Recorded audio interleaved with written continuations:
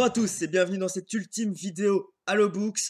Donc c'était l'événement organisé par Lilia et Elise des chaînes que je vais mettre en dessous dans la barre d'infos. Donc il s'agit de la toute dernière vidéo. Vous aurez remarqué l'intro un peu spéciale. Pourquoi j'ai choisi cette intro? Parce que en voyant toutes les autres vidéos avant, j'ai remarqué que un peu tout avait déjà été fait. Donc je ne savais pas trop quoi faire comme intro. Peut-être un peu flippante, peut-être pas, je ne sais pas. Mais j'ai vu dernièrement, en regardant pas mal de films d'horreur, notamment en regardant de Visite, mais aussi d'autres films, que la mode ces derniers temps, enfin depuis quelques années, c'est de faire courir des humains à quatre pattes et c'est censé faire peur. Donc je me suis dit, je vais courir à quatre pattes et peut-être ça va faire flipper, peut-être pas, je ne sais pas. En tout cas, vous me direz quoi en commentaire, hein, ce sera toujours sympa.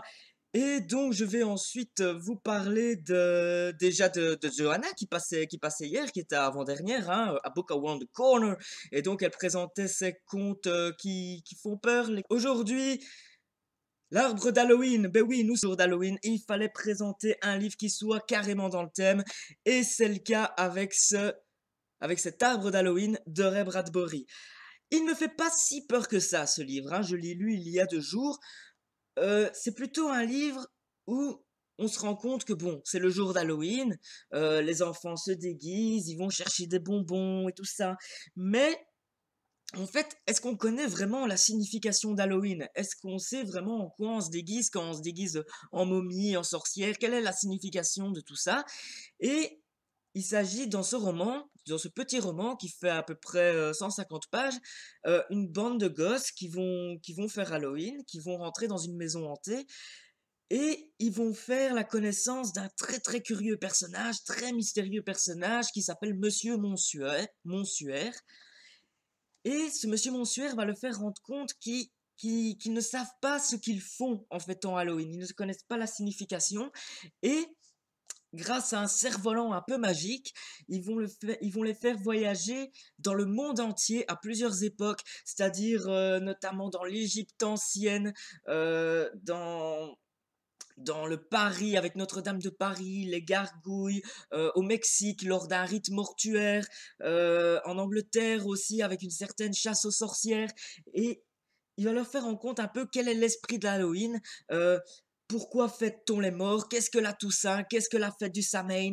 Enfin, il y a plein de choses. On va apprendre beaucoup de choses sur Halloween avec ce livre, hein. Il s'agit notamment d'un roman parce que à la base, dans la bande de gosses qui vont fêter Halloween, il y en a un qui peut pas aller et durant tout le roman, ce jeune garçon qui s'appelle Pinkin, justement, qui ressemble un peu à Pumpkin, c'est-à-dire la citrouille, hein, ce garçon, on ne sait pas ce qu'il a, il va pas pouvoir les suivre pour Halloween.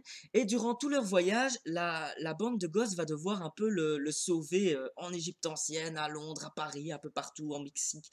Ils vont devoir le sauver d'une certaine façon. Donc c'est fantastique, mais ce n'est pas super flippant. En tout cas, ce qui est sûr, c'est que à la fin de ce roman, vous connaîtrez vraiment la signification d'Halloween. Vous allez comprendre beaucoup de choses sur cette fête, sur la façon dont on fête les morts autour du monde à travers plusieurs cultures. En tout cas, je le conseille vraiment, il est très très intéressant. L'histoire, elle est pas mal, mais c'est plutôt pour le fait qu'on va tout apprendre sur Halloween. Et franchement, je vous le conseille, c'est l'arbre d'Halloween de Ray Bradbury qui est paru chez Folio SF. Et donc voilà, c'est tout, c'est fini le Halo Book, c'est le dernier jour. En tout cas, je vous souhaite une très très bonne fête d'Halloween à tous. Je ne vais pas vous présenter la vidéo de demain parce que c'est fini, il n'y en aura pas. Donc on remercie encore une fois les organisatrices. Et pour terminer, je souhaite enchaîner parce que le Halo Books, c'est fini, mais Johanna et moi allons reprendre tout bientôt je vais enlever ça, hein, maintenant c'est fini, c'est fini, c'est fini. Donc Johanna et moi, on va prendre tout bientôt le Winter End Books.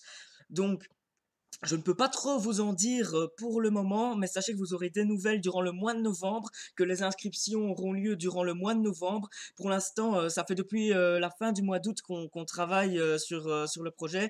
On va ramener beaucoup de choses, hein. Préparez-vous à un lifting total du Sun and Books et tout, parce que on va vraiment apporter des nouveaux trucs. Ce sera notamment aussi le retour des concours.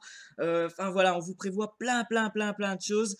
Euh, Ouais, j'allais trop vous en dire, mais je vais m'arrêter là. En tout cas, soyez au taquet et nous, on se retrouve, dans un mois, du coup et franchement, je pense que ça va être top. Sur ce, je vous souhaite un très bon Halloween à tous et de bonnes lectures à tous. Ciao, ciao, à la prochaine.